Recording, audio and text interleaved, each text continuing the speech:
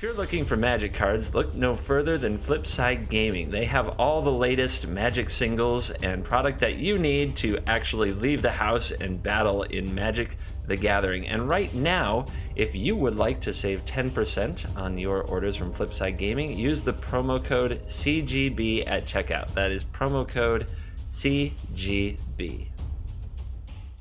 Hello, welcome back to another day in the arena. It's me, it's CGB, coming at you a little different today. I hope you had a Merry Christmas. For me, recording this on the day after Christmas, had a great one. And of course, always hoping that all of you got all the goodies you wanted this year. Assuming you've been good, boys and girls out there. Anyway, doing something a little different, a little quick where we are. The standard format has certainly died down. The holidays pretty much put a hold on competitive Magic tournaments, so not a lot changes there. The ladder on MTG Arena keeps getting grinded, and we'll definitely do some best of one, kind of best of the ladder deck techs and gameplays. There's going to be a lot more gameplay on the channel. Don't worry about that. But all eyes turn to the new sets this time of year, and mark your calendars, because I believe that it is January 17th is the day that you will have Ravnica Allegiance, the new set on Magic Arena. New guilds, new colors, all kinds of new cards. And most people are thinking about that more than they're thinking about the current meta and getting to Mythic, to be honest.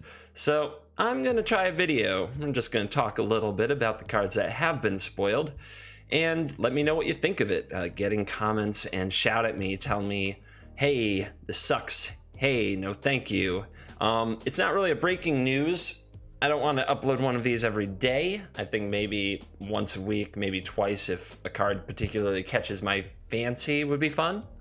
And I'm still going to do plenty of gameplay. So please don't unsub just yet and think that this turned into a talk show. But I want to talk about new cards. I bet you do too. New cards are very fun. I'm going to focus on cards for competitive standard play, and specifically even more so on best of one. So we're not going to be talking very much about any card that I think is mostly a limited card. If I can skip through something quickly, I will. I have no intention of reading every single card on the spoiler. And speaking of the spoiler, we're hanging out on a site I've started to get really into these days, Scryfall. I'm not sponsored by them, but I enjoy the look. I enjoy the layouts. I enjoy so many things that we'll get into in just a minute. So welcome to Scryfall, and let's talk Magic cards. All right, right away. Right at the top, we're going to start with Absorb. Absorb says, counter target spell, you gain 3 life. I bet that my face is in the way. Let me double check this. First time doing it, don't want to goofball it. My face isn't that, yeah, my face is just a tiny piece of the art. We're blocking the title a little. Maybe we can shrink me down even more. I'll just hide out mini CGB in the corner. All right, so Absorb. This is a reprint, and it comes from a long time ago. Invasion block, somewhere like that. Yeah, there it is. It's right over there. Invasion. This was the original art. And this card, back in its day, was played in all the blue-white decks. That 3 life is not a small deal.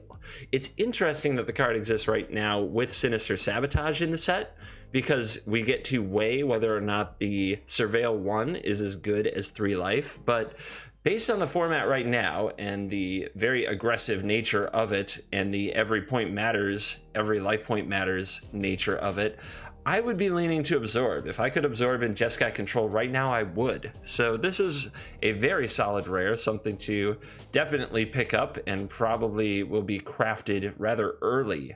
As you know, I am a mage of the blue-white leanings, which I should say, people ask me all the time, what is your guild? This would be my guild. Don't hate me. It's just what I enjoy playing the most. So getting to Absorb some things definitely sounds like my style. All right, let's move right along.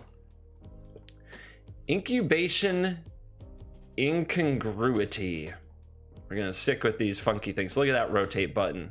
Oh, I love that. I love that they have that ready to go on this site. Makes me so happy. But this is a funky little uncommon card for the Simic Guild, which is a green and blue. Look at the top 5 cards of your library. You may reveal a creature card from among them and put it into your hand. Put the rest on the bottom of your library in any order. So commune with dinosaurs for anything, but it has to be a creature. It can't be a land. So you need a lot of creatures to make this deck tick. You would not want to play probably less than 24 some creatures. You do not want to miss with Incue Bation. You really want to hit. Not only that, you don't want them to be a lot of 1-drops. Most decks that play that many creatures play a lot of 1-drop creatures. You don't really want to have to find a 1-drop with Incue Bation. That's not what you're looking for, unless there's some mythic 1-drop for some reason, but I don't think that will ever exist. So this is this side of the card is interesting. Also, the constant templating of put the rest on the bottom of your library in a random order that's coming up. I like that it removes some decisions. It's a little more work in the paper game because you have to shuffle 4 or 5 cards and throw them on the bottom. But in Arena, it's easy peasy, and you don't have to make decisions about how to order the cards. So I think that's what they're going for. Now, incongruity. 1 green, blue, instant, uncommon, exile target creature. Like that exile. That's pretty neat. That creature's controller creates a 3/3 green frog lizard token. So if you have never played with cards like Pognify, and there was one even before that whose name is escaping me right now, this card is a callback to that type of effect. The exileness of it is pretty sweet, but 3 mana is pretty expensive for the effect.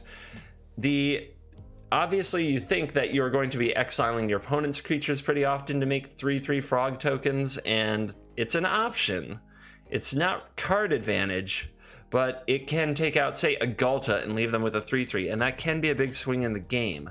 Simic is often a creature guild, which means creature sizing matters, which means the biggest creatures are winning. But if you can exile their biggest thing and leave them with a 3/3, and your stuff is bigger than a 3/3, you're doing okay.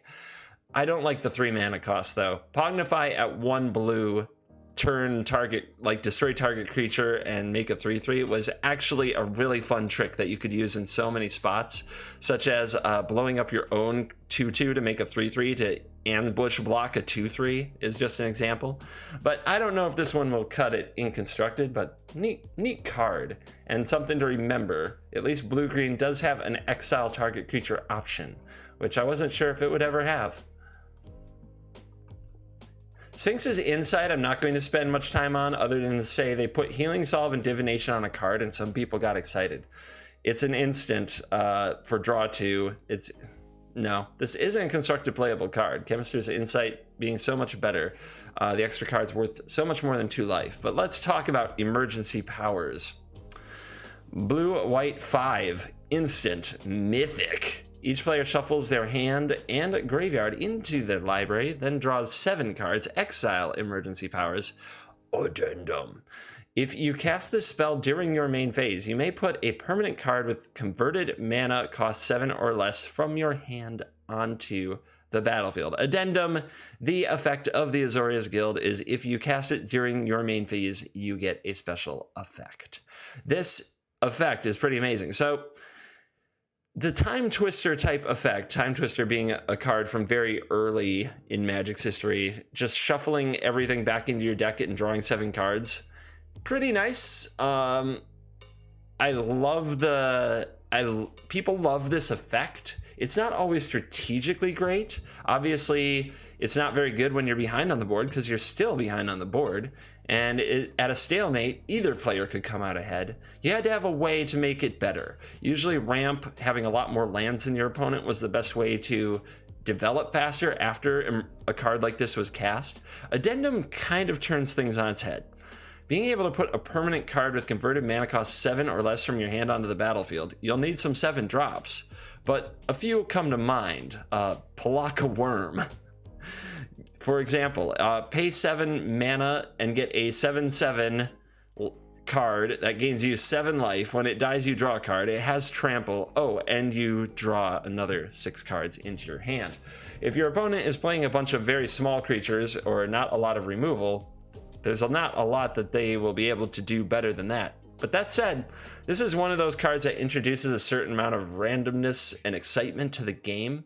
I don't know how competitive it will truly be, but there might be a ramp type kind of very high-end deck that makes use of it. As an instant, it does give you more options. That said, I'm lukewarm on whether or not this will actually be a serious standard card. Right now, casting a 7 mana card on my main phase, or even at instant speed when it doesn't affect the board, sounds pretty terrifying with how linear the format is, and especially in best of one. It's just scary that this may never really get to happen. That said, you put a few of these in Turbo Fog, and here we go again. Lots more to come on Turbo Fog, I'm sure. That is a deck that is probably not going away anytime soon. The Frenzied RNX. This card, not a standard playable card, but I believe Gruul Spell Breaker is. This one shows off the Riot mechanic. This creature enters the battlefield with your choice of a +1/+1 counter or haste. So for 3 mana, you get a 4/4 trample. That's pretty good. And as long as it's your turn, you and Gruul Spellbreaker have hexproof. That's pretty good. The main thing being that the opponent has to interact with that on their turn, which can force them to make that tough decision between holding up counter magic or not. And then if they take their counter shields down, you play something more threatening. Regisaur Alpha comes to mind, Nullhide Ferox perhaps.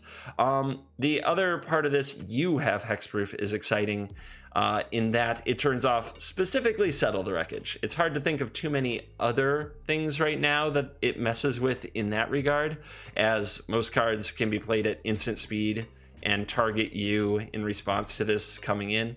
But it's important to know that Riot is not an enters the battlefield ability. It says it enters the battlefield with your choice. So much like Dauntless Bodyguard, you make the decision when you cast the card, but the card doesn't enter the battlefield. Then there's a window where the opponent sees what you're going to do and decides whether to use their instant or not. They have to decide with this on the stack, which is pretty exciting. And it definitely makes good play matter, good sequencing matter. You gotta enjoy that. And I love that the +1/+1 counter option plays around different removal. If you're against red, you're going to choose a +1/+1 counter every time to play around Lightning Strike. If you're against control, you're probably going to choose haste every time to pressure the life total.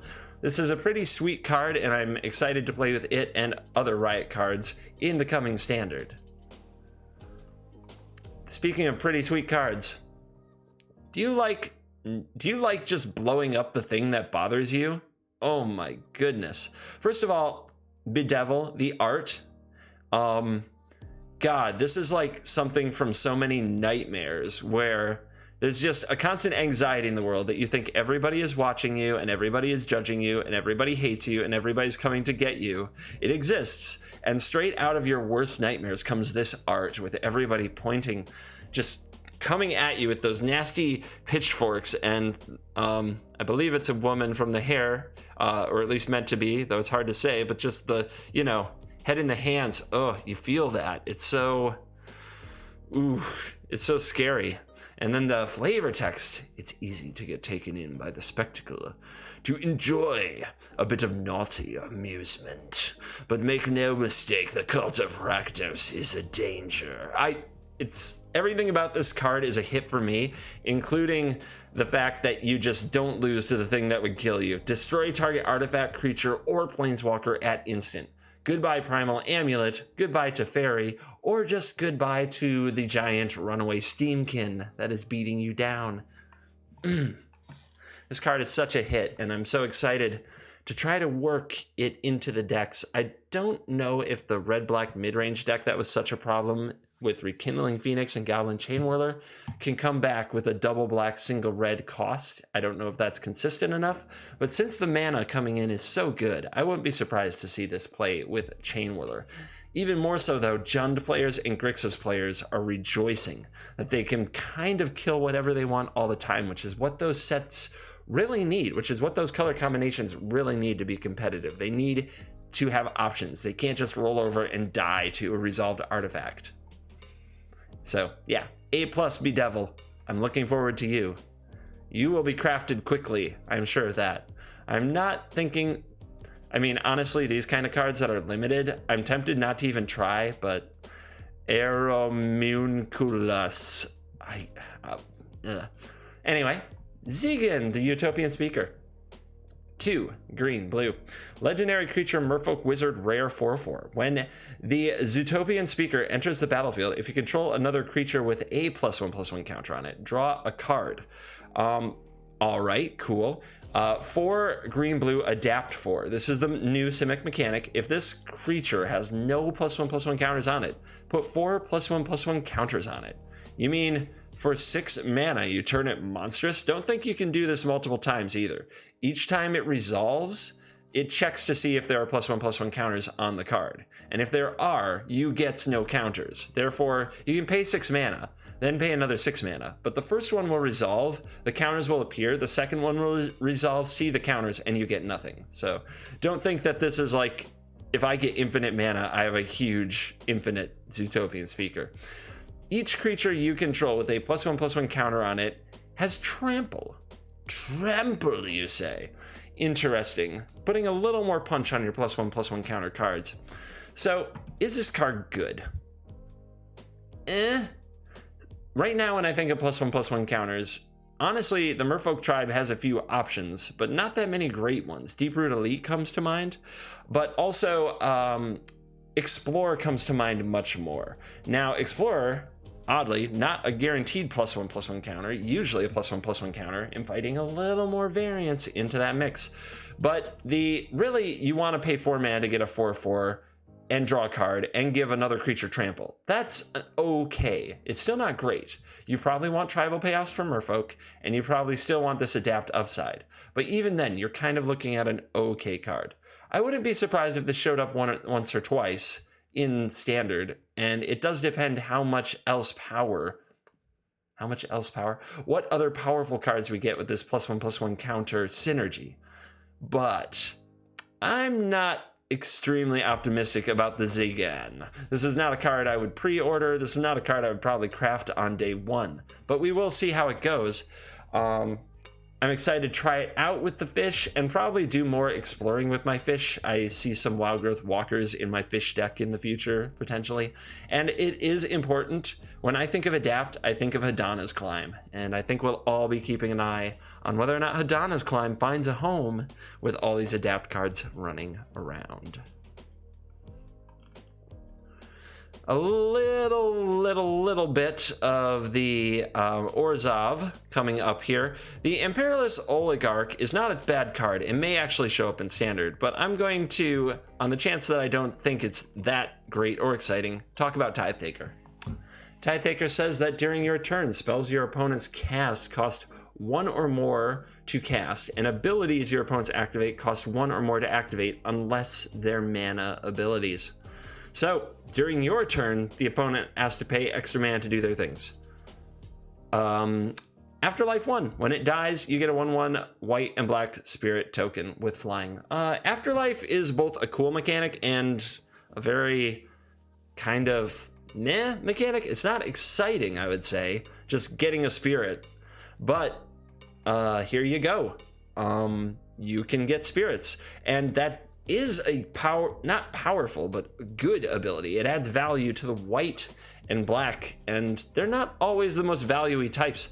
More and more, the white and black guilds with knights and with vampires have focused on small creatures. A little bit of value could come in very handy, but it's the other part of this ability that gets people pretty excited. During your turn, spells your opponents cast cost 1 more. Abilities to activate cost 1 more unless they're mana. That's gonna get people. Do you have any idea what happens when you play this and your opponent has 4 mana open and they go, okay, Vraska's Contempt, or okay, Settle the Wreckage, and they can't cast it? We're gonna see a lot of ropes, and there's gonna be some bug reports on Reddit and some salty tears cried. My friends, I think they'll get used to it quickly. But this is a gotcha card. If ever there's been one, this old gotcha right here. It also is important to note that you might say, well, they see it on the battlefield. They can plan for it if they have a Vraska's Contempt in their hand. If you put this on the stack, they have to respond with a Contempt.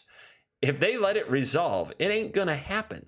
So just being able to kind of change the flow of the game, much the way that the Gruul mechanic does, is really disruptive to control decks, and the control mages will have to adapt.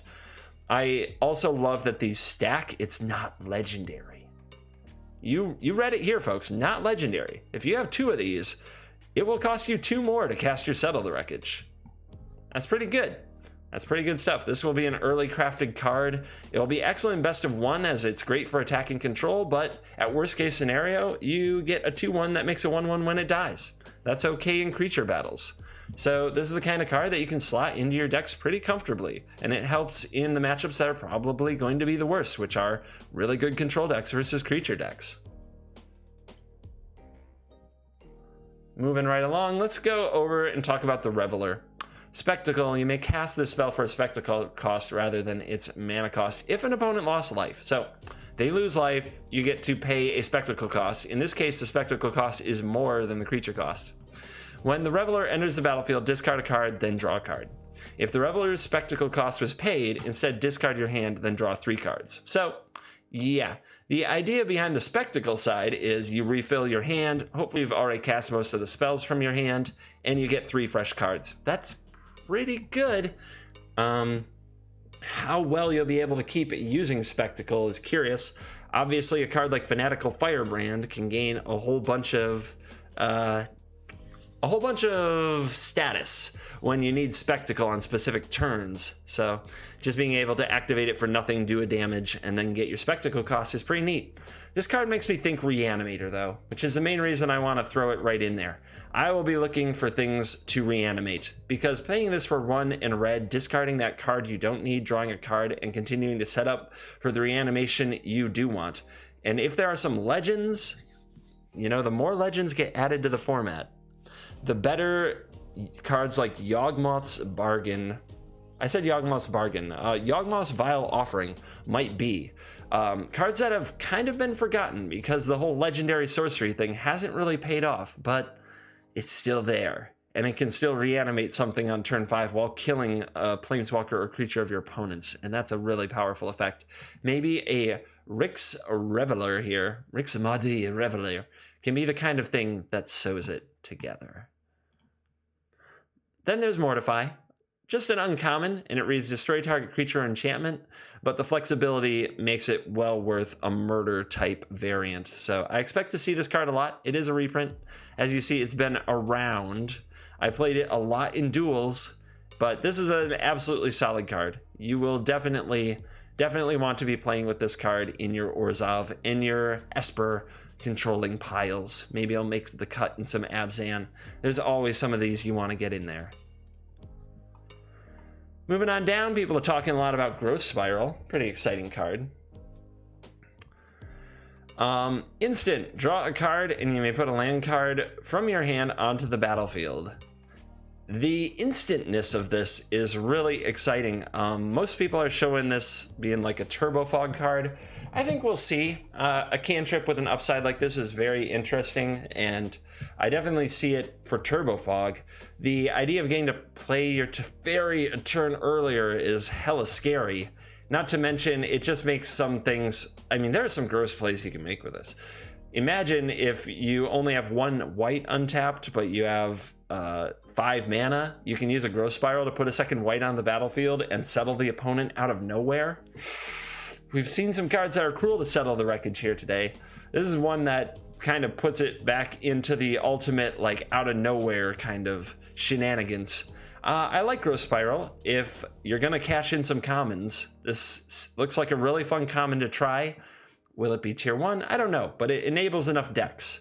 And it just seems like a fun card people are going to build around. So I'm excited that it's here. And fun cards are always the most fun to get to play. Shocking, I know, deep insight. Anyway, I'm definitely going to be playing around with Growth Spiral decks, probably in conjunction with that other card that we saw hanging out up here, Emergency Powers. The idea of getting up to 7, going through the deck, and then drawing a fresh 7 and keep drawing. There's got to be something up there, some sweet combo on the horizon. I'm going to skip over some of the cards I'm not as fond of. I will say that Simic Ascendancy, if you want to go read it, it's an alternate win con. I'm sure I'm going to have to make a lot of videos trying to figure this out, but I don't expect it to break competitive anytime soon. I have a similar feeling about Firewheeler, which is interesting, but I'm going to skip it for now because I'm not sure it's a competitive card. Let's talk about Lavinia. The Azorius Renegade. A white, a blue, a legendary creature, human soldier, a rare.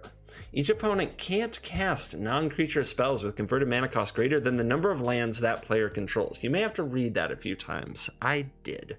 Whenever an opponent casts a spell, no mana was spent to cast it, counter that spell. So, no mana was spent to cast it, counter that spell. In Arena, we have Conclave Tribunal. And only if it was cast without tapping any land. So if it was completely convoked out, this would counter it, I guess. There's probably some other things. I guess this hard counters Omniscience. If that is ever a deck that takes off, just everything gets countered. But I don't see that happening too much. This is mostly for other formats of Magic, like Modern. And up here though, each opponent can't cast non-creature spells with converted mana cost greater than the number of lands that player controls. So again, let's see, we're not convoking out a Conclave Tribunal or a Venerated Loxodon unless you have 4 lands or 5 lands respectively on the battlefield. If you have a Vivian Reed that you want to cast on turn 4 with a Llanowar Elf, that does not work. There's probably going to be some other things like that just come up. Gift of Paradise. You can't cast Nexus of Fate using the mana from Gift of Paradise unless you have the full 7 lands on the battlefield. There's some interesting things of that nature, including Teferi there, that this card messes with. But overall, I don't know if this is ever going to make it in Standard as it's so narrow. Still, those gotcha moments, we'll see how often that really comes up. Creatures that are disruptive are pretty fun, and we've seen a few of them already, and this is yet another one, keeping those control-y, rampy nonsense decks on their toes. How about Haunt of the Hightower? Is that a real card? Well, it's a mythic. It's got flying. It's got lifelink. When it attacks, defending player discards a card. And whenever a card is put into a graveyard from anywhere, put a +1/+1 counter on it. There will be mill memes. There will be discard memes. No, this is not a competitive card. Moving on. Light Up the Stage, our last one for today. 2 and a red sorcery. Uncommon, Spectacle for a red. So we may cast this for a Spectacle cost rather than the mana cost if our opponent did lose life. So, exile the top 2 cards of your library. Until the end of your next turn, you may play those cards. So the opponent takes damage. Like say we just attack with some creatures and the opponent doesn't block one of them. For 1 red, you exile the top 2 cards of your library and you may play those cards. It doesn't say you may play them for free, so you have to be able to cast them. This is definitely kind of a low to the ground card. It is situational. It may make its way into mono red. I don't know if the current mono red deck would even want to play this. It's not really. It is interesting that it works with Experimental Frenzy, sort of, in that you don't play them from your hand. So you can, if you damage your opponent and have a Frenzy out, you can Spectacle for 1 red and then play the 2 cards revealed if you want to. I just don't know how good this is, and I think that it might be a 1 of or a 2 of just to hit some extra stuff, but I think that there's going to be plenty of cases where this is set up, maybe even make some sacrifices to get the Spectacle, play it, and do pretty much nothing. That high variance kind of red play is what people get into. I think this will be tested. I think other cards in the end will be determined better in the slot. I just don't think that you need card advantage that badly in red when you have Experimental Frenzy, you have Flame of Keld, some people have Risk Factor, but we'll see. I might be underestimating the card. I'm excited to try it out. At Uncommon, it certainly adds some excitement to decks, which is certainly worth playing with, and I think it will be fun. All right, that's what we're going to call it today on our Ravnica Allegiance spoiler talk. Like I said, maybe I'll make one of these videos each week. Plenty more game videos to come. As always, thank you for watching, and I will see you in the next video.